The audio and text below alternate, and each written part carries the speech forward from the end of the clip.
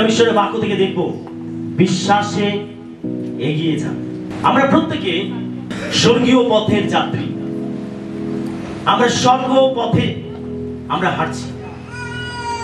আমরা যতজন যিশুকে বিশ্বাস করেছি, গ্রহণ করেছি, আমরা প্রত্যেকে একটা সংকীর্ণ পথে হেঁটে চলেছি। কি তাই তো? বাইবেল আমাদেরকে তাই বলে। আমরা প্রত্যেকে স্বর্গীয় পথের পথযাত্রী, স্বর্গীয় পথের একজন যাত্রী। আর এই পথে হাঁটতে হাঁটতে অনেক সময় আমরা ক্লান্ত হই, শ্রান্ত হই, ভারাক্রান্ত হই। বিভিন্ন সমস্যা, বিভিন্ন ঝড় ঝঞ্ঝা, বিভিন্ন প্রলোভন, বিভিন্ন পরীক্ষা নিরীক্ষা, বিভিন্ন হতাশা নিরাশা আমাদের জীবনে এমন ভাবে আশ্রে পড়ে যে আমরা অনেক সময় ক্লান্ত, শ্রান্ত, ভারাক্রান্ত হয়ে যাই। অনেক সময় আমরা বিশ্বাস হারিয়ে ফেলি, আমরা বিশ্বাসে দুর্বল হয়ে যাই, আমরা হতাশ হয়ে যাই। আমরা ভাবি যে কি করবো এই মুহূর্তে, কিভাবে আমি এখান থেকে সামলাবো নিজেকে, কিভাবে আমি এখান থেকে উদ্ধার পাবো, কিভাবে আমার সমস্যা থেকে আমি নিস্তার পাবো। আমরা অনেক সময় আমরা ক্লান্ত, শ্রান্ত, ভারাক্রান্ত হই। অনেক সময় আমরা অবিশ্বাস করি, আমরা প্রার্থনা, ঈশ্বরের বাক্য, ঈশ্বরকে আমরা অনেক সময় অবিশ্বাস করে ফেলি, আমরা সন্দেহ করে ফেলি, আমরা অনেক সময় দুর্বল হয়ে সেখান থেকে সরে যাই। কিন্তু প্রিয় বিশ্বাসী, ঈশ্বরের বাক্য আজকের আমাদেরকে বলে তুমি বিশ্বাসে এগিয়ে যাও। হালেলুয়া!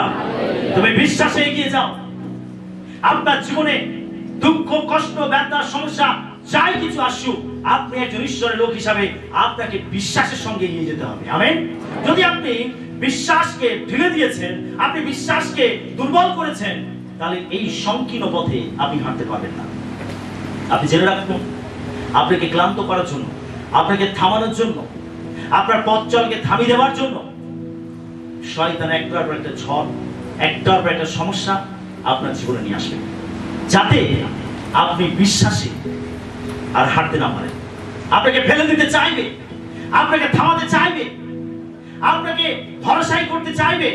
কিন্তু একজন বিশ্বাস হিসাবে আপনাকে জানতে হবে যে আপনাকে বিশ্বাসেই এগিয়ে যেতে হবে।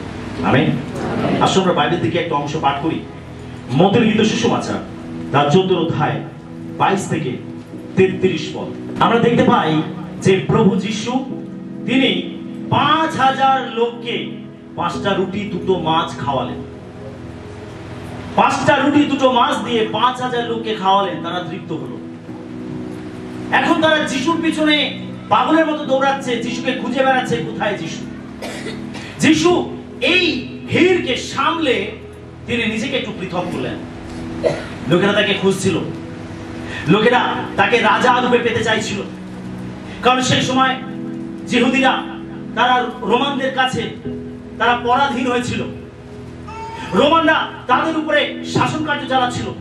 আর সেই জন্য তারা একজন মসীহকে চাইছিল, যে মসীহ এসে রোমানদের কাছ থেকে, পরজাতিদের কাছ থেকে তাদের ভূমিকে, তাদের দেশকে পুনরুদ্ধার করবেন। যখন যিশু তিনি এইভাবে চিহ্ন কাজ করতে লাগলেন, অলৌকিক কাজ করতে লাগলেন, লোকেরা তারা যিশুকে তারা রাজা রূপে পেতে চাইল, তারা তাকে রাজা রূপে সিংহাসনে বসাতে চাইল। সেই জন্য তারা পাগলের মতো যিশুর পিছনে পিছনে দৌড়াচ্ছিল। যিশু জানতেন যেটা শয়তানের একটি চাল। আমরা প্রত্যেকে চাই আমাদের জীবনে মহিমা পেতে, আমরা প্রত্যেকে চাই আমাদের জীবনে প্রশংসা পেতে, গৌরব পেতে। যখন সমস্ত লোকেরা যিশুকে রাজা রূপে পেতে চাইছিল, এটা যিশুর কাছে একটা আনন্দের বিষয় হওয়া উচিত ছিল। কিন্তু যিশু এই জগতের মহিমাকে, এই জগতের গৌরবকে, এই জগতের কর্তৃত্বকে তিনি প্রত্যাখ্যান করেছিলেন। তিনি জানতেন যে তিনি এই কাজ করার জন্য এই পৃথিবীতে মানুষ হয়ে জন্মগ্রহণ করেননি। তিনি জানতেন যে তাকে মানুষের পাপের জন্য নিজেকে জীবন্ত বলিরূপে ক্রুশের উপরে উৎসর্গ করতে হবে। হালেলুয়া! আর সেই কাজ ছাড়া মানুষ প্রকৃতভাবে সে মুক্ত হতে পারে না, সে স্বাধীনতা লাভ করতে পারে না। তারা ভাবছিল জাগতিক বিষয়ের কথা, কিন্তু যিশু তিনি আত্মিক জগৎকে প্রতিষ্ঠিত করার জন্য, মানুষকে অনন্ত জীবন দেওয়ার জন্য তিনি এই জগতে এসেছিলেন। লোকেরা চাইছিল এক, কিন্তু যিশু চাইছিলেন আরেক। আমেন। তাই যিশু সমস্ত ভিড়কে সামলে, সবাইকে সরিয়ে তিনি নিজেকে পৃথক করলেন। আর তিনি শিষ্যদেরকে বললেন যে তোমরা নৌকায় করে তোমরা এগিয়ে যাও, আর তোমাদের পরে আমি আসছি। তখন সন্ধ্যাবেলা তিনি সারাদিন তিনি এই কাজ করেছেন। 5000 লোককে খাইয়েছেন। 5টা রুটি 2টো মাছ তিনি বহুগুণে বৃদ্ধি করে তিনি তাদেরকে খাইয়েছেন। এই জনতা থেকে নিজেকে টেনে বের করেছেন। তখন সন্ধ্যা হয়ে গেছে, আর যিশু শিষ্যদেরকে তিনি বললেন তোমরা এগিয়ে যাও, আর আমি আসছি। যিশু তিনি নিজেকে কোথায় নিয়ে গেলেন? পর্বতের উপরে। আমেন। তিনি পর্বতের উপরে গেলেন, তিনি নির্জন জায়গাতে গেলেন, আর তিনি সেখানে গিয়ে তিনি পিতার কাছে একাকী প্রার্থনায় সময় কাটাতে লাগলেন। Hallelujah, hallelujah. আমরা যিশুকে দেখতে পাই যে এই নির্জনতা যিশুর জীবনে প্রায় ছিল। এই নির্জনতায় সময় কাটানো যিশুর একটা নেশা ছিল, যিশুর একটা অভ্যাস ছিল, যিশুর জীবনে একটা অধ্যাবসায় ছিল, নির্জনে পিতার সামনে সময় কাটানো। যদি আমরা মার্ক তার 1:35 পদ পড়ি, সেখানে মার্ক 1:35 পদ। পরে অতি প্রত্যুষে রাত্রি পোহাইবার অনেকক্ষণ পূর্বে তিনি উঠিয়া বাহিরে গেলেন এবং নির্জন স্থানে গিয়া তথায় প্রার্থনা করিলেন। লূক তার 5:16 পদ পড়ি। কিন্তু তিনি কোনো না কোনো নির্জন স্থানে গিয়া প্রার্থনা করিতেন। লূক 6:12 পদ পড়ি। সেই সময়ে তিনি একদা প্রার্থনা করণার্থে বাহির হইয়া পর্বতে গেলেন, আর ঈশ্বরের নিকটে প্রার্থনা করিতে করিতে সমস্ত রাত্রি যাপন করিলেন। লূক 9:18 পদ পড়ি। একদা তিনি বিজনে প্রার্থনা করিতেছিলেন, শিষ্যগণ তাহার সঙ্গে ছিলেন, আর তিনি তাহাদিগকে জিজ্ঞাসা করিলেন, আমি কে? এ বিষয়ে লোকসমূহ কি বলে? আমরা এই জায়গাগুলোতে দেখতে পাই যে যিশু তিনি প্রার্থনায় রত হয়েছেন। আমরা এই জায়গাগুলো দেখতে পাই যিশু তিনি নিজেকে নির্জন জায়গায় নিয়ে গেছেন, আর তিনি পিতার সান্নিধ্যে একাকী সময় কাটাচ্ছেন। তিনি ভিড়ের মধ্যে থাকতেন, তিনি ব্যস্ততার মধ্যে থাকতেন, আবার তিনি কি করতেন? সেই ভিড় থেকে নিজেকে টেনে বের করতেন। তিনি নির্জন জায়গায় চলে যেতেন, তিনি পাহাড়ের মধ্যে চলে যেতেন, পর্বতের উপরে চলে যেতেন, আর তিনি এই নির্জন জায়গাতে গিয়ে তিনি পিতার সঙ্গে একাকী সময় কাটাতেন। এই জায়গাতে কোনো জনসাধারণ থাকতো না, এই জায়গাতে তার শিষ্যরাও থাকতো না, কিন্তু তিনি একা গিয়ে তিনি পিতার সান্নিধ্যে প্রার্থনায় সময় কাটাতেন। প্রিয় বিশ্বাসী, যদি পৃথিবীতে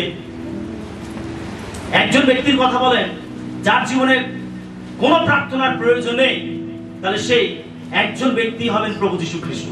আমেন। যদি পৃথিবীতে একজন ব্যক্তি নাম বলে যার প্রার্থনা করার কোনো প্রয়োজন ছিল না, যদি এইরকম কোন ব্যক্তি নাম আপনি চিহ্নিত করতে চান, এইরকম ব্যক্তিকে যদি আপনি খুঁজে পেতে চান, তো তিনি হবেন পুত্র প্রভু যীশু খ্রিস্ট, যার প্রার্থনা করার কোনো প্রয়োজন ছিল না। আমেন।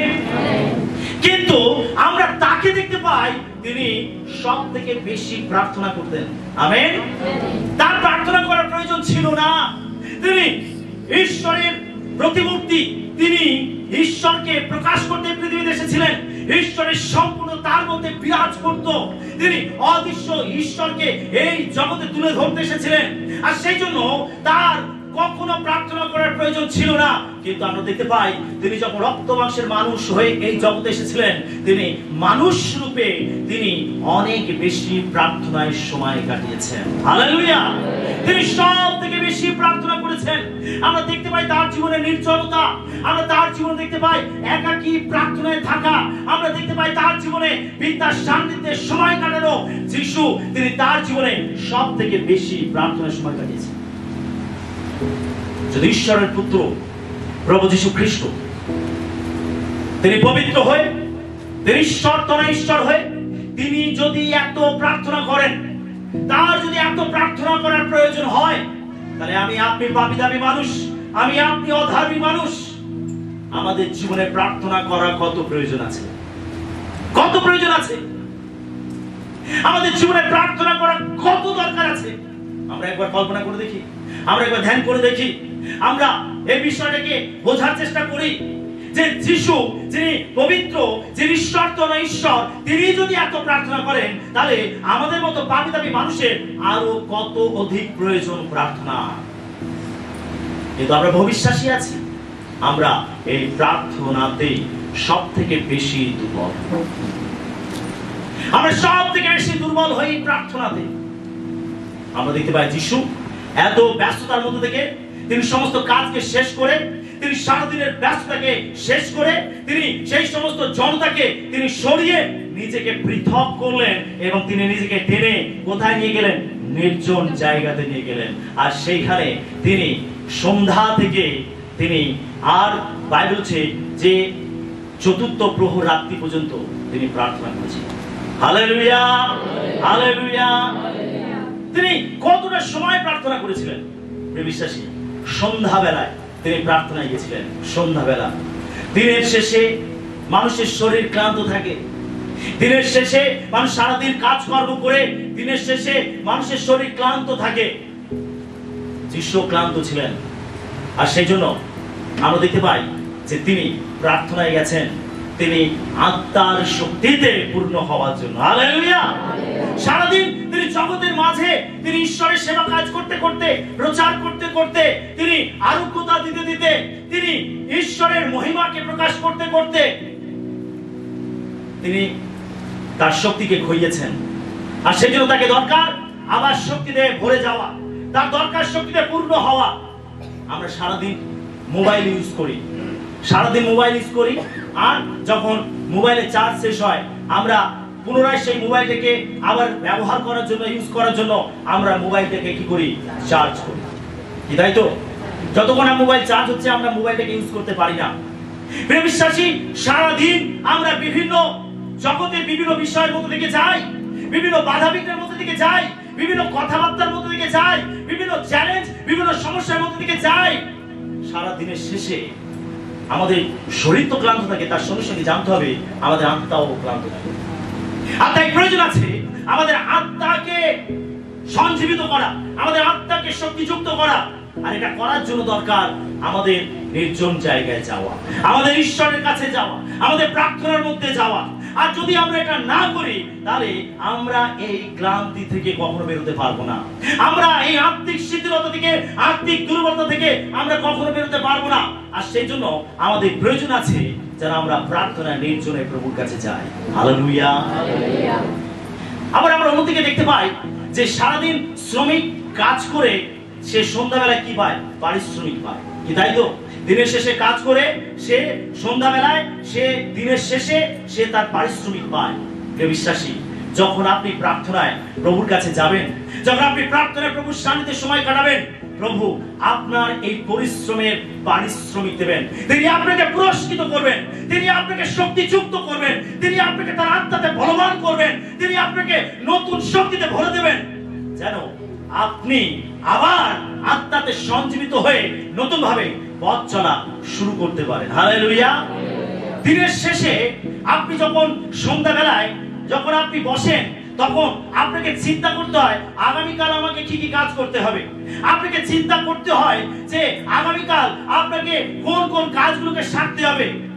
আপনাকে সেইগুলো নিয়ে চিন্তা করতে হয়, পরিকল্পনা করতে হয়। বিশ্বাসী, যখন আপনি এইভাবে প্রভুর কাছে বসেন, তখন প্রভু আপনাকে নতুন চিন্তা দেন, নতুন ভাবনা দেন, নতুন পথ দেখান। তিনি নতুন ভাবে কথা বলেন, যাতে আপনি পরের দিনে আপনার প্রত্যেকটা কাজে আপনি সাকসেসফুল হতে পারেন, আপনি কৃতকার্য হতে পারেন, আপনি সফলতা দেখতে পান, যেন আপনি সঠিক কাজটি করতে পারেন, সঠিক ব্যক্তির কাছে যেতে পারেন, আপনি সঠিক কথাটা বলতে পারেন, আপনি সঠিক ব্যবহারটা করতে পারেন। আপনার পরের দিনে যে চ্যালেঞ্জগুলো রয়েছে, যেন সেই চ্যালেঞ্জগুলোর সঙ্গে আপনি মোকাবিলা করতে পারেন। আর সেই জন্য প্রয়োজন আছে দিনের শেষে প্রভুর কাছে প্রার্থনায় যাওয়া, প্রভুর কাছে প্রার্থনায় বসা। আমেন। যখন আমরা এটা করি, তখন আমরা প্রভুর উপস্থিতিতে পূর্ণ হই, তার শক্তিতে ভরে যাই, আমরা নতুন চিন্তা ভাবনা পাই, নতুন পরিকল্পনা পাই। প্রভু আমাদের হৃদয়ের মধ্যে সেগুলো দেন, আমাদের আত্মাতে সেগুলো দেন, আমরা ঈশ্বরের কাছ থেকে সেগুলোকে লাভ করতে পারি। যদি আমরা এটা না করি, আমরা পরের দিনে আমাদের জীবনে চ্যালেঞ্জ থাকবে, আমাদের জীবনে সমস্যা থাকবে, আমাদের বিভিন্ন কাজকর্ম করতে হবে, কিন্তু আপনি সঠিক কাজটা করতে পারবেন না, সঠিক পরিকল্পনাটা করতে পারবেন না, আপনি সঠিক কথাটা বলতে পারবেন না, আর যার ফলে আপনি পরের দিনে অনেক বিষয়ে আপনার জীবনে ব্যর্থতা দেখতে পাবেন। একজন বিজয়ী খ্রিস্ট বিশ্বাস হিসাবে এটা হলো গোপন রহস্য আপনার বিজয়ী জীবনকে ধরে রাখার জন্য।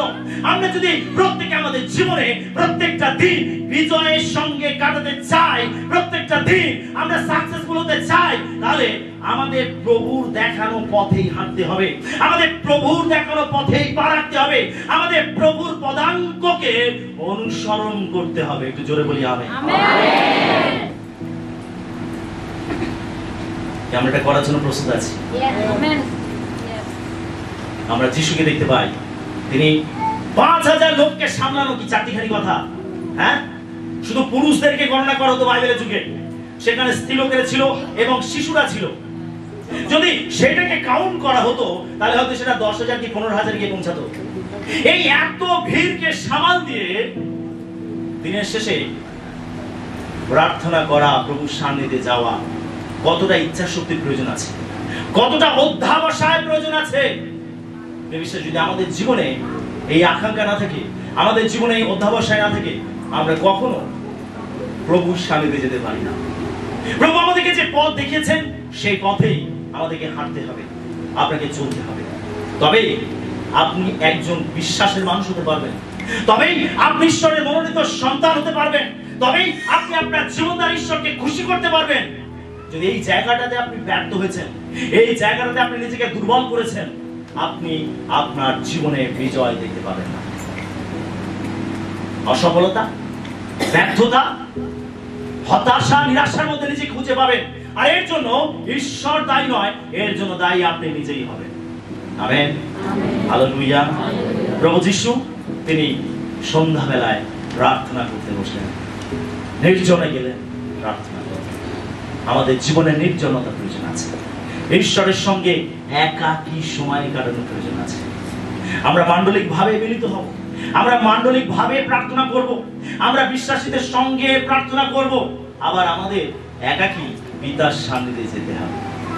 একাকী কতজন করি এটা? একাকী কতজন করি? আশীর্বাদ করি। একাকী পিতার সান্নিধ্যে সময় কাটাচ্ছি। Hallelujah, hallelujah, hallelujah, hallelujah. আমাদের একাকীও প্রভুর সান্নিধ্যে সময় কাটানো উচিত আছে। আপনি বিছানাতেই হাঁটু পাতুন, কোনো অসুবিধা নেই। রাতে যখন শুতে যাচ্ছেন একাকী বিছানাতে হাঁটু পাতুন, জানু পাতুন। যদি আপনার আলাদা কোনো জায়গা থাকে, আলাদা কোনো ঘর থাকে, আলাদা কোনো রুম থাকে, আপনি সেখানে একা থাকতে পারেন, সবকিছু বন্ধ করে সেখানে একা থাকতে পারেন। যদি আপনার সেটা না থাকে, আপনি বিছানাতেই হাঁটু পাতুন। যখন সবাই ঘুমিয়ে পড়েছে, আপনি প্রভুর কাছে জানু পাতুন। আপনি সেখানেই একাকী ঈশ্বরের সঙ্গে সহযোগিতা করুন, প্রার্থনায় তার সঙ্গে নির্জনে আপনি কিছুটা সময় অতিবাহিত করুন। আর যখন আপনি এটা অভ্যাস করবেন, যখন এটা আপনি প্র্যাকটিস করবেন, আপনি দেখবেন ঈশ্বর কিভাবে আপনার জীবনে মহৎ মহৎ কাজ করছেন। আপনি দেখবেন ঈশ্বর কিভাবে আপনার পরিস্থিতিকে পরিবর্তন করছেন। আপনি দেখবেন যে আপনার প্রত্যেকটা চ্যালেঞ্জের উপরে, প্রত্যেকটা পরীক্ষার উপরে আপনি কিভাবে বিজয় লাভ করছেন। হালেলুয়া। এটাকে করুন, যে বিশ্বাসী এটাকে করুন। যিশু প্রার্থনা সারছেন, প্রার্থনা করছেন, আর বাইবেল হচ্ছে তিনি চতুর্থ প্রহর রাত্রিতে, সেটা সম্ভবত 3টে থেকে 6টা, সন্ধ্যে 6টা থেকে রাত্রি 9টা, এটা হচ্ছে রাত্রির প্রথম প্রহর। আর 9টা থেকে 12টা দ্বিতীয় প্রহর, 12টা থেকে 3টে তৃতীয় প্রহর, এবং 3টে থেকে 6টা হচ্ছে চতুর্থ প্রহর। আর এই চতুর্থ প্রহরে প্রভু যিশু তিনি শিষ্যদের কাছে গেলেন। তখন শিষ্যরা নৌকা নিয়ে কোথায় গেছে? তারা অনেকটা দূরে চলে গেছে, তারা নদীর কূল থেকে তারা অনেক দূরে চলে গেছে। আর বাইবেল বলছে যে সেখানে বাতাস বইছিল, আর সেই বাতাসটা খুব জোরে ছিল, যেটা তারা যেদিকে যাবে তার প্রতিকূলে ছিল, তার অনুকূল ছিল না, প্রতিকূল ছিল। অর্থাৎ সেই বাতাস নৌকাতে আছড়ে পড়ছিল, সেই বাতাসে অনেক বড় বড় ঢেউ তৈরি হচ্ছিল, আর নৌকাটা টলমল করছিল, নৌকাটা লোকটাকে ঠেলে দূরে নিয়ে চলে গেছিল। এখন এই চতুর্থ প্রহর রাত্রিতে শিষ্যরা নৌকার মধ্যে রয়েছে। তখন হয়তো অন্ধকার, হয়তো হালকা হালকা, হয়তো অন্ধকারের রাতে অন্ধকারের ঘনত্ব কমছে, কেননা তখন ভোরের দিকে আগাচ্ছে। আর এইরকম সময় প্রভু যিশু তিনি জলের উপর থেকে হেঁটে শিশুদের কাছে আসছেন। হালেলুয়া। যিশু তিনি জলের উপরে হেঁটে তিনি শিশুদের কাছে আসছেন। যখন শিশুদের কাছে আসছেন তখন শিষ্যরা কি দেখছে? শিষ্যরা দেখছে যে এটা একটা কোনো ভূত প্রেত হতে পারে, এটা কোনো অপছায়া হতে পারে। শিষ্যরা ভয় পেয়ে গেছে। শিষ্যরা যিশুকে এই অবস্থায় আসতে দেখে তারা চিনতে পারেনি। তারা ভেবেছিল এটা কোনো ভূত প্রেত হবে, এটা কোনো অপছায়া হবে, আর সেজন্য তারা ভয় পেয়ে গেছিল। আমরা দেখতে পাই যিশু তিনি তাদেরকে কি বলছেন? যে তোমরা ভয় করো না, এই আমি। আমেন। যিশু কি বলছেন? তোমরা ভয় করো না, এ আমি। 14:26 পদে লেখা রয়েছে, তখন শিষ্যরা তাকে সমুদ্রের উপর দিয়ে হাঁটিতে দেখিয়া ত্রাসযুক্ত হইয়া কহিলেন, এ যে অপছায়া, আর ভয়ে চেঁচাইতে লাগিলেন। যিশু তাদেরকে বললেন, এ আমি, ভয় করিও না। যিশু কি বলছেন? এ আমি, ভয় করো না। বিশ্বাসী শিষ্যরা ভয় পেয়ে গেছিল, তারা ত্রাসযুক্ত হয়েছিল। আরে এ বোধহয় কোনো অপছায়া, আরে এ কোনো ভূত প্রেত হবে, আরে এই সময় জলের উপর থেকে হেঁটে আসছে, এটা তো কোনো মানুষ হতে পারে না, এটা তো কোনো ব্যক্তি হতে পারে না, এর নিশ্চয় কোনো অপছায়া। তারা ভয় পেয়ে গেছিল। বিশ্বাসী আমাদের জীবনে এমন কিছু পরিস্থিতি আসে যখন আমরা ভয় পেয়ে যাই, এমন কিছু ঘটনা ঘটে যখন আমরা ভয় পেয়ে যাই, এমন কিছু বিপর্যয় নেমে আসে যখন আমরা ভয় পেয়ে যাই। আমরা ভয় পেয়ে এদিক ওদিক করতে থাকি, আমরা ভয় পেয়ে উদ্বিগ্ন এবং আমরা হতাশ হয়ে যাই। আমরা ভয় পেয়ে আমরা বিভিন্ন পদক্ষেপ গ্রহণ করি, আমরা ভয় পাই। এই জগতে আমরা বিভিন্ন পরিস্থিতির সম্মুখীন হয়ে আমরা ভয় পাই। হতে পারে হয়তো আপনার অর্থনৈতিক সমস্যা, আপনি ভয় পেয়ে গেছেন, কিভাবে আমার চলবে। হতে পারে হয়তো আপনি পরীক্ষায় পাস করতে পারেনি, আপনি ভয় পেয়ে গেছেন, আরে কি হবে আমার। হতে পারে আপনার স্বামী স্ত্রীর মধ্যে রিলেশন ঠিক নেই, আপনি ভয় পেয়ে গেছেন। বিভিন্ন ভাবে ভয় আপনাকে পেয়ে বসেছে, বিভিন্ন ভয় আপনার জীবনে গ্রাস করেছে। আপনি ভাবছেন কি হবে, কিভাবে চলবো আমি, আরে কিভাবে আমি এখান থেকে উদ্ধার পাবো, কিভাবে এখান থেকে মুক্ত হব। অনেক সময় আমাদের জীবনে ভয় নেমে আসে। আজকে আমরা বহু মানুষ আছি ভয়গ্রস্ত, আমরা বিভিন্ন পরিস্থিতির সম্মুখীন হয়ে আমরা ভয় পাচ্ছি যে আমি কিভাবে এখান থেকে উদ্ধার পাবো, আমি কিভাবে এখান থেকে মুক্ত হব। আমরা ভয় পেয়ে যাই। যিশু বলছেন ভয় করো না। যিশু কি বলছেন? জোরে বলে যিশু কি বলছেন? জোরে বলে কি বলছেন? পাশের জনকে বলুন ভয় করো না। বলুন ভালো করে ভয় করো না। যদি তোমার জীবনে পরীক্ষা আছে ভয় করো না, বলুন পাশের জনকে। এই যে ভয়, এই ভয় ঈশ্বর থেকে আসে না, এই ভয় আসে শয়তান। শয়তান আপনাকে হুঙ্কার দিচ্ছে। যেভাবে গলিয়াত বীর ইসরায়েলীয়দের সামনে দাঁড়িয়ে হুঙ্কার দিচ্ছিল, আর সে সকালে একবার আর সন্ধ্যাবেলা একবার সে তাম্বু থেকে বাইরে বেরিয়ে আসতো এবং ইসরায়েলীয়দের সৈন্যদের সামনে দাঁড়াতো এবং সেখান থেকে গর্জন করতো, হুঙ্কার দিত। আর ইসরায়েলরা তাদেরকে থরথর করে ভয়তে কাঁপতো। আরে এই গলিয়াত বীরের সঙ্গে আমরা কিভাবে যুদ্ধ করব, কিভাবে আমরা একে হারাবো, তারা ভয় থরথর করে কাঁপতো। বিশ্বাসী আপনার জীবন অভাব, আপনার জীবনের রোগ, আপনার জীবনের সমস্যা আপনার সামনে দাঁড়িয়ে হুঙ্কার দিচ্ছে, আপনাকে ভয় দেখাতে চাইছে, আপনাকে বোঝাতে চাইছে যে তুমি এখান থেকে কখনো বেরোতে পারবে না, তুমি এই অভাব থেকে কখনো বেরোতে পারবে না, তুমি এই ঋণ থেকে কখনো বেরোতে পারবে না, তুমি যাই কিছু করো তোমার জীবনে কখনো ভালো দিন আসবে না, আরে তুমি কখনো তোমার এই সম্পর্ককে ঠিক করতে পারবে না। আপনাকে গর্জন করছে, আপনাকে হুঙ্কার দিচ্ছে, আর আপনি তার কথা বিশ্বাস করে দিচ্ছেন। হ্যাঁ, তুমি ঠিকই বলেছো, আমি কখনো এই ঋণ থেকে বেরোতে পারবো না। হ্যাঁ, তুমি ঠিকই বলেছো, আমি এই অভাব থেকে কখনো বেরোতে পারবো না। হ্যাঁ, তুমি ঠিকই বলেছো, এই রোগ থেকে আমি কখনো সুস্থ হতে পারবো না। হ্যাঁ, তুমি ঠিকই বলেছো, আমার এই সম্পর্ককে কখনোই আমি ঠিক করতে পারবো না। আপনি শয়তানের কথাকে বিশ্বাস করে নেন, আর এটাই হলো আপনার জীবনের সব থেকে বড় সমস্যা। যিশু কি বলছেন? কি বলছেন যিশু?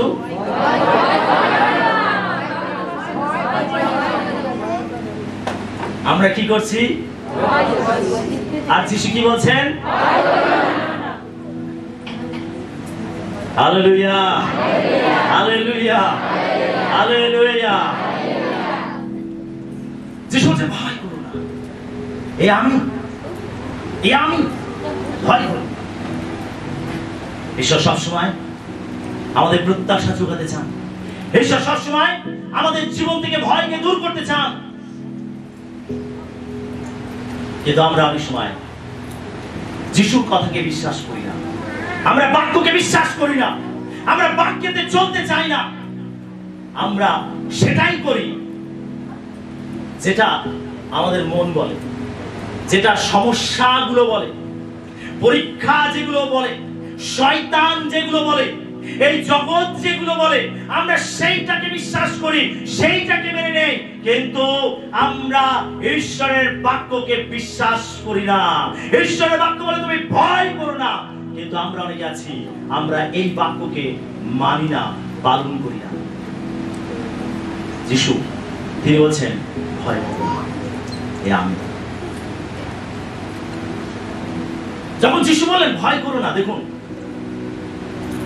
বাইবেল বলছে সেখানে বাতাস বইছিল। বাতাস তাদের প্রতিকূলে ছিল, অনুকূলে ছিল না। অর্থাৎ তারা যেদিকে যাচ্ছে তার উল্টো দিকে বাতাস বইছে। যখন আপনি যদি সামনের দিকে হাঁটছেন আর আপনার সামনে থেকে বিপরীত দিকে বাতাস বইছে, তাহলে আপনাকে বাধা দেবে যাতে আপনি সামনে এগিয়ে যেতে না পারেন। কি তাই তো? আপনাকে বাধা দেবে, আপনাকে শক্তি প্রয়োগ করে বাতাসকে ঠেলে সামনের দিকে আগে যেতে হবে।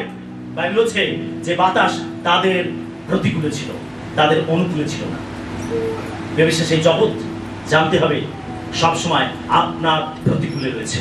শয়তান আপনার প্রতিকূলে রয়েছে, সমস্যা আপনার প্রতিকূলে রয়েছে, অভাব আপনার প্রতিকূলে রয়েছে, আপনার জীবনে বাধা বিঘ্ন পরীক্ষা নিরীক্ষা আপনার প্রতিকূলে রয়েছে। যাতে আপনি সামনের দিকে আগে যেতে না পারেন, এই জগৎ আপনাকে বাধা দেবে। যাতে আপনি বিশ্বাসের সঙ্গে চলতে না পারেন, যাতে আপনি প্রভুর বাক্য মতো না চলতে পারেন, এই জগৎ আপনাকে বাধা দেবে। আপনাকে সবকিছুকে ছেড়ে সামনের দিকে এগিয়ে যেতে হবে। আমেন।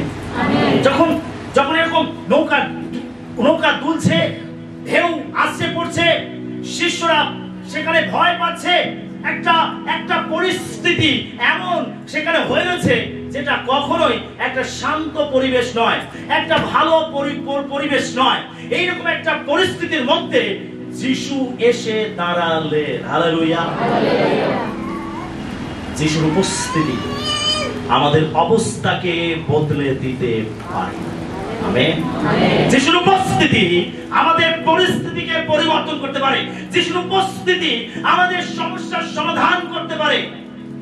সেখানে বাতাস প্রতিকূলে ছিল, সেখানে ঢেউ আসছে পড়ছিল, নৌকা টলমল করছিল, শিষ্যরা ভয়গ্রস্ত ছিল, সবকিছু পরিস্থিতি একেবারে একটা ঘেঁটে খিচুড়ি হয়েছিল। যিশু তার উপরে এসে দাঁড়ালেন। জেনে রাখুন, যিশু প্রত্যেকটা সমস্যাকে তার পায়ের তলায় রাখতে পারেন। আমেন। যিশু প্রত্যেকটা সমস্যাকে তার পায়ের তলায় রাখতে পারেন।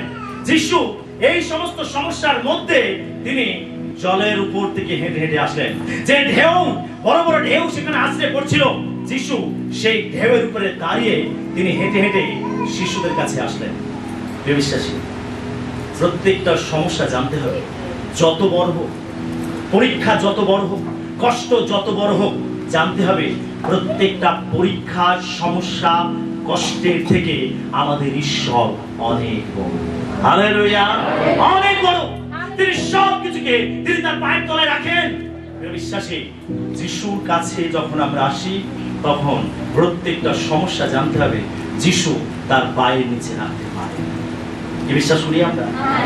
Hallelujah, hallelujah, hallelujah. যিশু প্রত্যেকটা সমস্যার উপরে তিনি দাঁড়াতে পারেন, প্রত্যেকটা সমস্যাকে তিনি পায়ের তলে রাখতে পারেন। যিশুর উপস্থিতি প্রত্যেকটা পরিবেশকে পরিবর্তন করতে পারে, প্রত্যেকটা পরিস্থিতিকে পরিবর্তন করতে পারে। তাই আমাদের জীবনে দরকার ঈশ্বরের উপস্থিতি, আমাদের প্রত্যেকের জীবনে দরকার ঈশ্বরের উপস্থিতি। Amen, hallelujah, hallelujah. যদি আপনার জীবনে ঈশ্বরের উপস্থিতি না থাকে, যদি আপনি আপনার জীবন থেকে ঈশ্বরের উপস্থিতি হারিয়েছেন, আপনার পাপের জন্য, আপনার অবাধ্যতার জন্য, আপনার মানসিক অভিলাষের জন্য, আপনার জাগতিকতার জন্য যদি আপনি আপনার জীবন থেকে ঈশ্বরের উপস্থিতি হারিয়েছেন, আপনি জেনে রাখবেন কোনো কিছুই আপনার পক্ষে থাকবে না, বরং সবকিছু আপনার বিপক্ষে চলে যাবে। আপনি সবকিছুর মধ্যে ক্ষতি, ধ্বংস দেখতে পাবেন। যদি যিশু উপস্থিতি, তার উপস্থিতি যদি আপনার জীবনে না থাকে, যদি আপনি তার উপস্থিতিকে হারিয়ে ফেলেন, আমরা দেখতে পাই দাউদকে। দাউদ তিনি বৎসেবার সঙ্গে ব্যভিচারের মতো পাপ করেছিলেন। তিনি এই পাপ করার জন্য দাউদ তিনি তার জীবনে তিনি দেখেছিলেন যে তিনি পরিত্রাণের আনন্দকে হারিয়ে ফেলেছেন, তিনি ঈশ্বরকে হারিয়ে ফেলেছেন, তার মুখকে তিনি হারিয়ে ফেলেছেন। আর তাই আমরা দেখতে পাই গীতসংহিতা 32 এবং গীতসংহিতা তার 51-তে আমরা দেখতে পাই যে দাউদ তিনি তার পাপের জন্য অনুশোচনা করেছেন, অনুতাপ করেছেন। তোমার পরিত্রাণের আনন্দ আমাকে পুনরায় দাও, আমাকে পুনরায় দাও। পুনরায় দাও মানে তিনি তার জীবন থেকে সেই আনন্দকে হারিয়ে ফেলেছেন, ঈশ্বরের উপস্থিতিকে হারিয়ে ফেলেছেন। তিনি বলছেন, আমি যখন চুপ করেছিলাম তখন আমার অস্তিত্ব সকল ক্ষয় পাচ্ছিল, আমার উপরে তোমার হস্ত ভারী হয়েছিল। তিনি দেখেছেন তার জীবনে ঈশ্বরের উপস্থিতিকে হারিয়ে ফেলার পরিণতি কি, তিনি তা দেখেছেন তার জীবনে। আর তাই তিনি আকুল কণ্ঠে বিনতি করেছেন, প্রার্থনা করেছেন, ঈশ্বরের কাছে অনুতাপ করেছেন, তোমার পরিত্রাণের আনন্দ আমাকে পুনরায় দাও। বিশ্বাসী, যদি ঈশ্বরের উপস্থিতি আপনি আপনার জীবন থেকে হারিয়ে ফেলেন, আপনি জানবেন যে কোনো পরিস্থিতি আপনার জীবনে ঠিক থাকবে না। আমাদের জীবনে যেটা সব থেকে বেশি প্রয়োজন, আর সেটা হচ্ছে ঈশ্বরের উপস্থিতি। Hallelujah, hallelujah. সেজন্য ঈশ্বরের উপস্থিতির মধ্যে সময় কাটাতে হবে। সেটা যখন আমরা ঈশ্বরের কাছে আসি, আমাদের ঈশ্বরের মুখকে খুঁজতে হবে। আমরা যখন প্রার্থনায় সমবেত হই, তখন তার উপস্থিতিতে পূর্ণ হতে হবে। বারে বারে, বারে বারে, বারে বারে। যেখানে উপস্থিতি নেই, ঈশ্বরের উপস্থিতি নেই, আমি বারে বারে বলি, যে প্রার্থনায় ঈশ্বরের উপস্থিতি নেই, সেই প্রার্থনার কোনো মূল্য নেই। আমেন।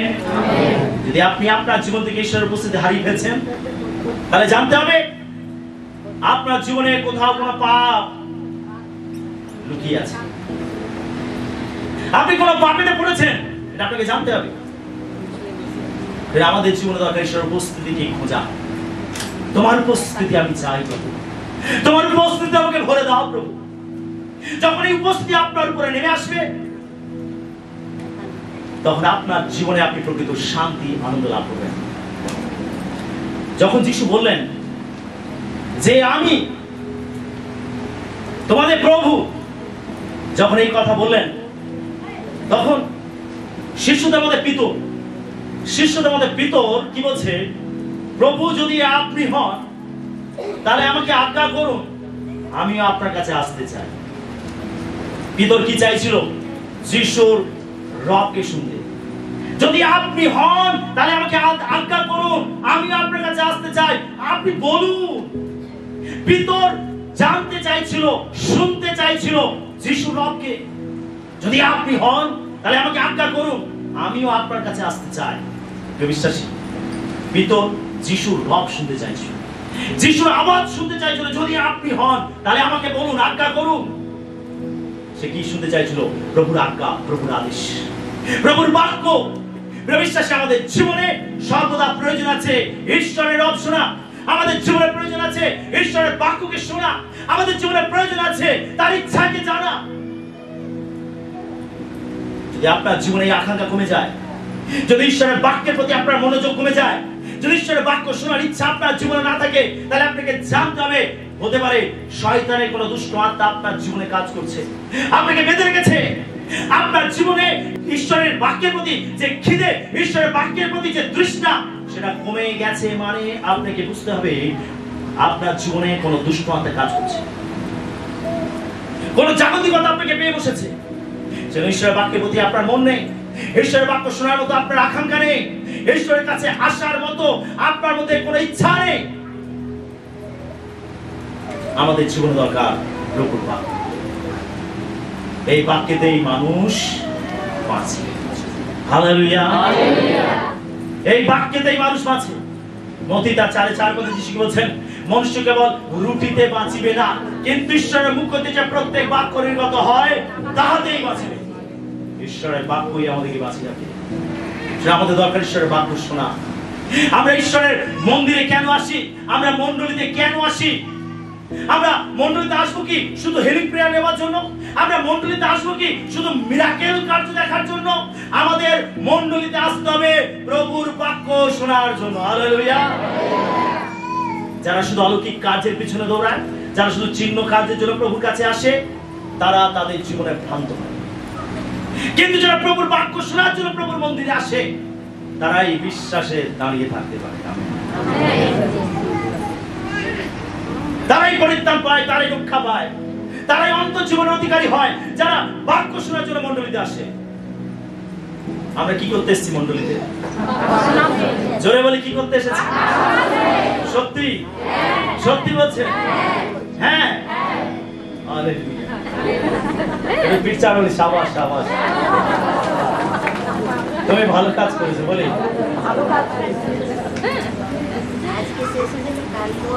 ঈশ্বরের বাক্য শোনার জন্য আমাদের মণ্ডলীতে আসতে হবে। যারা অলৌকিক কাজের পিছনে দৌড়াচ্ছে, যারা চিহ্ন কাজের পিছনে দৌড়াচ্ছে, দেখবেন তারাই ভ্রান্ত হয়। একবার এখান থেকে ওইখানে, আবার সেখান থেকে সেইখানে, ওইখান থেকে ওইখানে, শুধু জাম করে করে।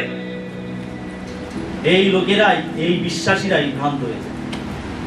কিন্তু যারা বাক্যেতে চলে, যারা বাক্যের জন্য আকাঙ্ক্ষিত হয়, যারা বাক্য পাওয়ার জন্য ক্ষুধার্ত হয়, যারা বাক্য শোনার জন্য মণ্ডলীতে আসে, তারা কখনো ভ্রান্ত হয় না। আমেন। Hallelujah, hallelujah. ভিতর এখানে প্রভুর বাক্য শুনতে চাইছিল, প্রভুর কথা শুনতে চাইছিল। যদি আপনি হন, আমাকে আজ্ঞা করুন, আমি আপনার কাছে আসতে চাই। প্রভু যিশু কি বলছেন? চলে এসো। কি বলছেন? চলে এসো, আইসো। যিশু বলছেন আইসো। যিশু আমাদের প্রত্যেককে আমন্ত্রণ করেন, এসো। যিশু আমাদের প্রত্যেককে আমন্ত্রণ করেন, এসো। তিনি বলেন আমার পশ্চাতে আইসো। পিতর যখন জাল ফেলছিল, কোনো মাছ ধরতে পারেনি, সারা রাত জাল ফেলে কোনো মাছ ধরতে পারেনি। যিশু তার নৌকায় গেছিলেন এবং তাকে গভীর জলেতে নিয়ে গেছিলেন, আর তাকে বলল তোমার জাল ফেলো। যখন সে জাল ফেললো, বড় মাছের ঝাঁক ধরা পড়লো এবং দুটো নৌকা মাছে ভরে গেল। তখন পিতর সবকিছু ছেড়ে যিশুর চরণে পড়ে কি বলছে? না, আমি পাপী, আমার কাছ থেকে আপনি চলে যান। যিশু পিতরকে কি বলছেন? পিতর, আমার পশ্চাতে এসো, আমার সঙ্গে এসো। যিশু আমাদেরকে ডাকে, এসো। প্রকাশিত বাক্যেতে 22 অধ্যায়ে আমরা দেখতে পাই, সেখানে বাইবেল বলছে যে আত্মা এবং মণ্ডলী কইতেছেন আইসো। ঈশ্বরের বাক্য আমাদেরকে বলে এসো। যিশু বলেন এসো আমার কাছে। মথি 11:28 বলছেন, হে পরিশ্রান্ত ভারাক্রান্ত লোক সকল, আমার নিকটে আইসো, আমি তোমাদেরকে। প্রভু আমাদেরকে ডাকছেন, এসো। আজকে যদি আপনি ক্লান্ত, শ্রান্ত, ভারাক্রান্ত থাকেন, আজকে যদি আপনি সত্য পথকে জানতে চাইছেন, যদি আপনি অনন্ত জীবন খুঁজছেন, যদি আপনি পাপের ক্ষমা পেতে চাইছেন, আজকে প্রভুর আহ্বান আপনার জন্য, আইসো। প্রভু বলেন এসো আমার কাছে, এসো, আমি তোমাকে জীবন জল দেব। এসো, আমি তোমাকে অনন্ত জীবন দেব। এসো, আমি তোমাকে পাপের ক্ষমা দেব। এসো, আমি তোমাকে নতুন জীবন দেব। এসো, আমি তোমাকে নতুন রাজ্যের অধিকারী করব। তুমি এসো আমার কাছে। আমরা প্রভুর কাছে আসতে রাজি আছি? আমরা প্রভুর কাছে আসতে রাজি আছি? Hallelujah, hallelujah. তাই জগৎকে না বলুন, আর প্রভুর এই আহ্বানকে হ্যাঁ বলুন। প্রভুর এই আহ্বানকে আলিঙ্গন করুন। প্রভুর এই আহ্বানে সাড়া দিয়ে আপনি তার কাছে আসুন। তার কাছে এসে বলুন, প্রভু এই যে আমি, তুমি ডেকেছো আর আমি তোমার কাছে এসেছি। প্রভু আমাকে গ্রহণ করো, আমার পাপকে ক্ষমা করো, আমাকে তোমার পুত্র কন্যা করো, আমাকে অনন্ত জীবনের অধিকারী করো। প্রভু এই যে আমি, আমাকে তুমি গ্রহণ করো। হালেলুয়া। প্রভু আমাদের প্রত্যেককে আহ্বান করেন, এসো এসো। যখন যিশু পিতরকে আহ্বান করলেন, এসো, এখন পিতর নতুন কিছু করতে যাচ্ছে। শুনছি সকলে, কঠিন কাজ, কঠিন কাজ। জলের উপরে নৌকা দুলছে, ঢেউ বড় বড়, বাতাস তার প্রতিকূলে, একটা কঠিন পরিস্থিতি।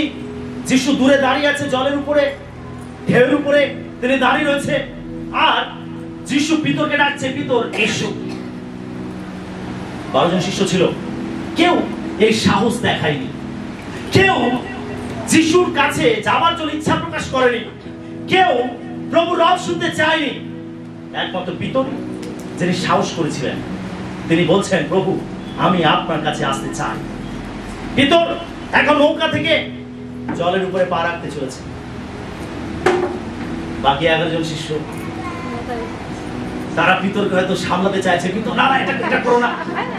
পিতর হাত ধরে কাছে, না পিতর তুমি ডুবে যাবে, যেও না তুমি। পিতর বলছে, না আমি যাবো, যিশু ডেকেছে, আমি যিশুর কাছে যাবো। পিতর নৌকা থেকে জলের উপরে একটা পা রেখেছে, একটা পা রেখেছে। আরে পিতর দেখছে, আরে এর শক্ত ভূমির মতো, আরে পাটা ডুবে যাচ্ছে না। পিতর নৌকা থেকে আরেকটা পা তুলে জলের উপরে রেখেছে। বাহ, পিতর এখন দাঁড়িয়ে আছে জলের উপরে। Hallelujah, hallelujah. ওখানে ঢেউ উথাল পাতাল করছে, বাতাস বইছে, নৌকা টলমল করছে, শিষ্যরা ভয় পাচ্ছে। পিতর এখন সবকিছুকে ছেড়ে সে জলের উপরে পা রেখেছে এবং জল তাকে ধরে রেখেছে, জল তাকে গ্রাস করছে না, সে জলের উপরে দাঁড়িয়ে রয়েছে। এখন সে দেখছে, আরে আমি তো জলের উপরে দাঁড়িয়ে আছি। এক নতুন অভিজ্ঞতা, এক রোমাঞ্চকর অভিজ্ঞতা। যখন আপনার জীবনে কোনো অলৌকিক কাজ ঘটে, যখন আপনার জীবনে নতুন কিছু ঘটে, তখন আপনি এই রকমই অনুভূতি লাভ করেন, এই রকম রোমাঞ্চকর অনুভূতি আপনি লাভ করেন, এক নতুন অভিজ্ঞতা আপনি লাভ করেন। বিশ্বাসী, যখন আপনি প্রভুর আহ্বানে সাড়া দিয়ে আপনি প্রভুর কাছে আসবেন, পাপ ছেড়ে, জগৎকে ছেড়ে, আপনার সমস্ত জগতের বন্ধু বান্ধবকে ছেড়ে, আপনি সকল বন্ধুটাকে ছেড়ে, যখন আপনি প্রভুর রবেতে সাড়া দিয়ে আপনি বিশ্বাসের সঙ্গে পা রাখবেন, প্রভুর কাছে আপনি আগাতে থাকবেন, আপনি নতুন অভিজ্ঞতা লাভ করবেন, আপনি নতুন আশীর্বাদ লাভ করবেন, আপনি নতুন শক্তি পরিত হবেন। প্রভু আপনার জীবনে মিরাকেল করবেন, আপনার জীবনে বদলে দেবেন। হালেলুয়া। এক রোমাঞ্চকর অভিজ্ঞতা, এক অলৌকিক ঘটনা। এই ঘটনা সে কখনো দেখেনি তার জীবনে। আপনি নতুন নতুন ঘটনা দেখবেন আপনার জীবনে যখন আপনি বিশ্বাসে হাঁটতে শুরু করবেন, আপনি বিশ্বাসে পা রাখবেন, আপনি আপনার জীবনে মহৎ মহৎ কাজ দেখবেন। প্রভু আপনার কাছে তিনি পরাক্রমের সঙ্গে নিজেকে প্রকাশ করবেন, আপনি অবাক হয়ে যাবেন এবং আপনি তার গৌরব করবেন। হালেলুয়া। পিতর শুধু দাঁড়িয়ে নেই, জলে পা রেখে দাঁড়িয়ে নেই, এখন সে এক পা করে হাঁটছে জলের উপর থেকে। পিতর এখন হাঁটছে। বিশ্বাসী, আমাদের স্বর্গীয় পথে চলা, সংকীর্ণ পথে চলা ঠিক ভিতরে সমুদ্রের জলের উপর থেকে হাঁটার মতো। আমরা প্রত্যেকে প্রভুর আহ্বানে সাড়া দিয়ে আমরা তার সংকীর্ণ পথে যাত্রী হয়েছি। আমরা প্রত্যেকে এই সংকীর্ণ পথে হাঁটছি। এই পথে চলতে গেলে দরকার আপনার জীবনে বিশ্বাস। এই পথে চলতে গেলে আপনার জীবনে বিশ্বাস দরকার। বিশ্বাস ছাড়া আপনি কখনো এই পথে হাঁটতে পারবেন না। ভিতর বিশ্বাস সঞ্চার করে, তিনি বিশ্বাস করে তিনি ওই জলের উপর থেকে এক পা করে তিনি হাঁটছিলেন। এবং জল তাকে গ্রাস করেনি, সে ডুবে যায়নি, বরং তাকে ধরে রেখেছিল। এবং পিতর মনে হচ্ছিল জলের উপর থেকে নয়, কিন্তু একটা শক্ত ভূমির উপর থেকে হাঁটছিল। বিশ্বাসী যিশু বলেন, বিশ্বাস করলে ঈশ্বরের মহিমা। Hallelujah, hallelujah. আপনাকে বিশ্বাসে পা রাখতে হবে। প্রত্যেকটা পদক্ষেপ আপনাকে বিশ্বাসের সঙ্গে রাখতে হবে। আপনার এই আত্মিক জীবনে প্রত্যেকটা পদক্ষেপ আপনাকে বিশ্বাসের সঙ্গে রাখতে হবে। একটা বাচ্চা, ছোট বাচ্চা, সে যদি উঁচু জায়গায় দাঁড়ায়, তার বাবা বা তার মা যদি তার সামনে দাঁড়িয়ে বলে আমার কোলে এসো, বাচ্চা নির্ভয়েতে সে উঁচু জায়গা থেকে তার বাবার কোলে বা মায়ের কোলে জাম দিয়ে দেবে। কি তাই তো? সে না না না বাবা আমি পাচ্ছি না, আমি যাবো না, এরকম করবে নাকি? তার যে সরল বিশ্বাস, সে জানে তার বাবা তার মা তাকে করতে দেবে না, তাকে ধরে নেবে। হালেলুয়া। সে নির্ভয়ে সে জাম দিয়ে দেবে উঁচু জায়গা থেকে, কারণ সে জানে তার বাবা তাকে ধরে নেবে। বিশ্বাসী, ঈশ্বর আমাদের জীবনে এরকম সরল বিশ্বাস দেখতে চান। হালেলুয়া। যখন এই সরল বিশ্বাসে আমরা পা রাখবো, যখন সরল বিশ্বাসে আমরা হাঁটবো, আমরা দেখবো আমাদের সামনে যতই খাদ খন্দ, যতই পর্বত থাকুক, যতই সমস্যা থাকুক, প্রভু আমাদের কখনো ডুবতে দেবেন না, তিনি আমাদেরকে ধরে নেবেন। হালেলুয়া। আপনি বিশ্বাসে আগাতে থাকবেন, বিশ্বাসে আগাতে থাকবেন, আপনি বিশ্বাসে আগাতে থাকবেন। আর আপনি যত আগাবেন, যত হাঁটবেন, আপনি আপনার জীবনে ঈশ্বরের তত মহান মহান কাজ আপনি দেখতে পাবেন। হালেলুয়া।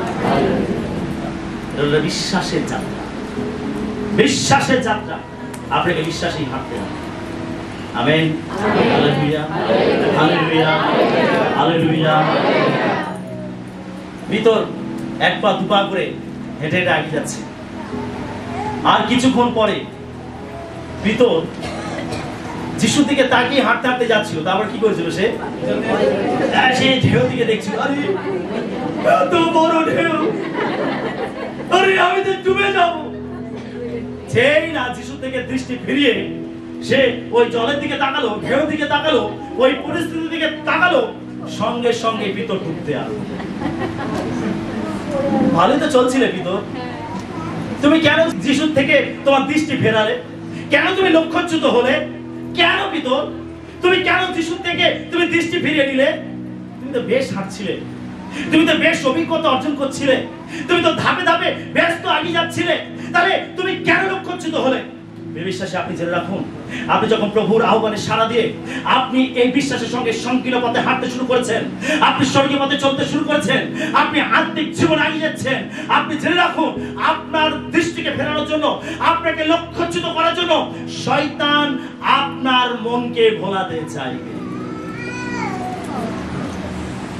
যদি আপনি যিশুর থেকে দৃষ্টি ফিরিয়ে নেন, যদি আপনি সমস্যার দিকে তাকান, যদি আপনি আপনার পরীক্ষা নিরীক্ষার উপরের দিকে তাকান, তাহলে আপনি সেখানে ঢুকবেন। আমেন। যখন গলিয়াত ইসরায়েলদের সামনে দাঁড়িয়ে হুঙ্কার দিচ্ছিল, ইসরায়েলরা তারা কাকে দেখছিল? গলিয়াত বীরকে দেখছিল। কাকে দেখছিল? আরে 6.5 ফুট লম্বা, দৈত্যের মতো চেহারা, আরে ওর সামনে আমরা কিভাবে দাঁড়াবো? তারা কাকে দেখছিল? গলিয়াত। তারা নিজেদের দিকে তাকাচ্ছিল, আরে আমরা ছোটখাটো, আরে আমাদের অত মাসেল নেই, আমাদের অত বড় তরোয়াল নেই, অত বড় ঢাল নেই, আর গলিয়াত বীরের তরোয়াল একজন বহন করে নিয়ে যায়। আরে সে সে সে ছোটবেলা থেকেই বড় যোদ্ধা, আরে তার সামনে কেউ দাঁড়াতে পারে না। তারা নিজেদের দিকে তাকাচ্ছিল এবং তারা গলিয়াত বীরের দিকে তাকাচ্ছিল। তারা নিজেদের দুর্বলতা দেখছিল এবং তারা গলিয়াত বীরকে দেখছিল যে অনেক বড় সে, আর সেই জন্য তারা ভয় পাচ্ছিল। কিন্তু দাউদ যখন গলিয়াত বীরের সামনে দাঁড়িয়ে ছিল, তখন দাউদ গলিয়াত বীরকে দেখেনি। দাউদ কাকে দেখেছিল? ঈশ্বরকে দেখেছিল। হালেলুয়া। দাউদ ঈশ্বরকে দেখেছিল। ইসরায়েলরা গলিয়াত বীরকে দেখেছিল, কিন্তু দাউদ যখন গলিয়াত বীরের সামনে দেখেছিল, সে গলিয়াত বীরের দিকে তাকায়নি, সে ঈশ্বরের দিকে তাকিয়েছিল। তাই দাউদ বলেছিল যে ঈশ্বর ভল্লুকের কাছ থেকে আমার মেষকে উদ্ধার করতে আমাকে সাহায্য করেছে, যে ঈশ্বর সিংহের থাবা থেকে আমার মেষকে রক্ষা করেছে, সেই ঈশ্বর এই গলিয়াত বীরের উপরে আমাকে বিজয় দান করবে। হালেলুয়া। তাও জানতো এই গলিয়াত বীর যত বড় হোক, তার ঈশ্বর গলিয়াত বীরের থেকে অনেক বড়। Amen, hallelujah, hallelujah. সেই জন্য আমাদের সমস্যা যত বড় হোক, জানতে হবে ঈশ্বর তার থেকে আরো বড়। আমেন। তাই আমাদের লক্ষ্য কার দিকে রাখতে হবে? আমাদের দৃষ্টি যিশুর দিকে রাখতে হবে, সমস্যা দিকে নয়। জগৎ কি বলছে, সমস্যা কি বলছে, আরে ডাক্তার রিপোর্ট কি বলছে, আরে ওটা কি বলছে, সেটা কি বলছে, ওই দিকে নয়। আমাদের দৃষ্টি প্রভুর দিকে রাখতে হবে, প্রভু কি বলছে। আমেন। ভিতর যখনই যিশুর থেকে দৃষ্টি ফিরে নিল, সে জলের উপরে তাকালো, আর তখনই সে দেখলো অনেক বড় ঢেউ। আর এই ঢেউর উপর থেকে সে হাঁটতে পারবে না, আর সেই জন্য সে তখনই ডুবতে আরম্ভ করবে। জানবেন, অবিশ্বাস আমাদেরকে ডুবিয়ে দেয়, বিশ্বাস আমাদেরকে ধরে রাখে। আমেন। অবিশ্বাস আমাদেরকে ডুবিয়ে দেয়, বিশ্বাস আমাদেরকে ধরে রাখে। এতক্ষণ পর্যন্ত পিতর বিশ্বাসে হাঁটছিল, আর সেই জন্য জল তাকে ধরে রেখেছিল। আর যখন সে অবিশ্বাস করলো, তখন সে ডুবতে আরম্ভ করলো। আর এই অবস্থায় সে প্রার্থনা করতে আরম্ভ করলো, হে যিশু, না আমাকে বাঁচান, আমি ডুবে যাচ্ছি। যিশু তরায় তার কাছে আসলেন এবং তার হাত ধরে তাকে টেনে তুললেন, আর তিনি তাকে বলেন, হে অল্প বিশ্বাসী, কেন সন্দেহ? হে অল্প বিশ্বাসী, কেন সন্দেহ করলে? তুমি তো ভালোই আসছিলে, তুমি যতক্ষণ পর্যন্ত বিশ্বাসে হাঁটছিলে ততক্ষণ পর্যন্ত তুমি ঠিক ছিলে, আর তুমি যেই অবিশ্বাস করলে, সন্দেহ করলে, তুমি ডুবতে আরম্ভ করলে। তুমি কেন এটা করলে? বিশ্বাসী, যদি আপনি আপনার জীবনে বিশ্বাসের ঘাটতি দেখেন, প্রভুর কাছে প্রার্থনা করছি, প্রভু আমার অবিশ্বাসের প্রতিকার করুন। সেই বাবা যার 12 বছরের ছেলেকে দুষ্টান্তে ধরেছিল, আর তাকে যিশুর কাছে এনেছিল, আর যিশুকে বলছিল, যদি আপনি পারেন আমার ছেলেকে সুস্থ করুন। যিশু বলছেন, যদি পারেন, যে বিশ্বাস করে তার পক্ষে সকলই সাধ্য। তখন এই বাবা যিশুর চরণে পড়ে প্রার্থনা করেছিল, প্রভু আমার অবিশ্বাসের প্রতিকার করুন। যদি আমরা দেখি আমাদের জীবনে বিশ্বাসের ঘাটতি হচ্ছে, না আমি ঠিকভাবে বিশ্বাসে চলতে পারছি না, আমার জীবনে যথেষ্ট বিশ্বাস নেই, আমাদের প্রভুর চরণে পড়ে প্রভুকে বলা উচিত, প্রভু আমার অবিশ্বাসের প্রতিকার করুন, আমাকে বিশ্বাস দাও। বিশ্বাস পবিত্র আত্মার একটি দান, পবিত্র আত্মার বিশেষ দান বিশ্বাস। এই বিশ্বাস যখন আপনার জীবনে আসবে, যখন আপনি প্রভুর কাছে প্রার্থনা করবেন, প্রভু আপনাকে এই অলৌকিক বিশ্বাস দান করবেন। এই বিশ্বাস যখন আপনার জীবনে আসবে, তখন সকলে হাল ছেড়ে দিলেও, সকলেও সরে গেলেও, সকলেও পড়ে গেলেও, আপনি তখন অটুট হয়ে দাঁড়িয়ে থাকবেন, কারণ এই অলৌকিক বিশ্বাস আপনার জীবনে কাজ করবে। আমাদের প্রভুর কাছে প্রার্থনা করেছি, প্রভু আমাকে বিশ্বাস দাও। যিশু তার হাত ধরে, প্রভু সবসময় প্রস্তুত আছেন। তিনি জানেন এই জগতে চলতে গেলে আমরা অনেক সময় পড়ে যেতে পারি, এই জগতে চলতে গেলে আমরা অনেক সময় দুর্বল হতে পারি। যখন এক অবস্থায় আমরা পড়ি, আমরা যদি প্রভুর কাছে প্রার্থনা করি, তিনি সঙ্গে সঙ্গে এসে আমাদেরকে সাহায্য করেন। তাই তো আমি আপনি রক্ষা পাই, তাই তো আমি আপনি পাপের ক্ষমা পাই, তাই তো আমি আপনি আবার নতুন ভাবে পথ চলা শুরু করতে পারি। এটা হচ্ছে প্রভুর দয়া, প্রভুর অনুগ্রহ। পিতর বিশ্বাসের সঙ্গে সে হাঁটছিল, আর যতক্ষণ সে বিশ্বাস হেঁটেছিল ততক্ষণ পর্যন্ত ঠিক ছিল। জানবেন, এই আত্মিক জীবনে আমাদের প্রত্যেকে বিশ্বাসের সঙ্গে হাঁটতে হবে, বিশ্বাসের সঙ্গে হাঁটতে হবে। আপনার জীবনে চ্যালেঞ্জ আসবে, বাধা আসবে, কষ্ট আসবে, ঝড় আসবে, ঢেউ আসবে, আপনার প্রতিকূলে বাতাস বইবে, যাই কিছু আপনার জীবনে আসুক, আপনাকে বিশ্বাসেই চলতে হবে। হালেলুয়া। আর যতক্ষণ পর্যন্ত আপনি বিশ্বাসে চলবেন, ততক্ষণ পর্যন্তই আপনি প্রত্যেকটা সমস্যার উপরে জয়লাভ করবেন। হালেলুয়া। একজন খ্রিস্ট বিশ্বাস হিসাবে আপনাকে বিশ্বাসী হাঁটতে হবে। যিশু তার হাত ধরে টেনে তুললেন, তিনি নৌকাতে উঠলেন, আর তারপরে বাইরে বলছে যে বাতাস থেমে গেল, পরিস্থিতি বদলে গেল। যিশু যেই নৌকায় উঠলেন, সঙ্গে সঙ্গে পরিস্থিতি বদলে গেল, সবকিছু শান্ত হয়ে গেল। বিশ্বাস, যিশু যখন আপনার জীবনে আসবে, তখন আপনার জীবনের প্রত্যেকটা ঝড়কে তিনি স্তব্ধ করবেন। হালেলুয়া। তিনি আপনার সমস্যার সমাধান করবেন, তিনি আপনার জীবনে প্রকৃত শান্তি দেবেন, স্বর্গীয় শান্তি আপনার জীবনকে পরিপূর্ণ করবেন। তো যিশুকে আমাদের জীবনের নৌকায় রাখা প্রয়োজন আছে। Hallelujah, hallelujah, hallelujah. আসুন আজকে আমরা প্রত্যেকে এই ঘটনার মধ্যে থেকে প্রভুর ইচ্ছা, প্রভুর পরিকল্পনা প্রভুর বার্তা, তার বাক্যকে, তার উপস্থিতিকে, তার থেকে আসা বিশ্বাসকে আমরা আমাদের জীবনে গ্রহণ করব। আমরা সন্দেহ করব না, বরং বিশ্বাসের সঙ্গে আমরা আমাদের এই আত্মিক জীবনে আমরা আগিয়ে যাব। আমিন। ঈশ্বর তার বাক্যে আমাদের সবাইকে আশীর্বাদ।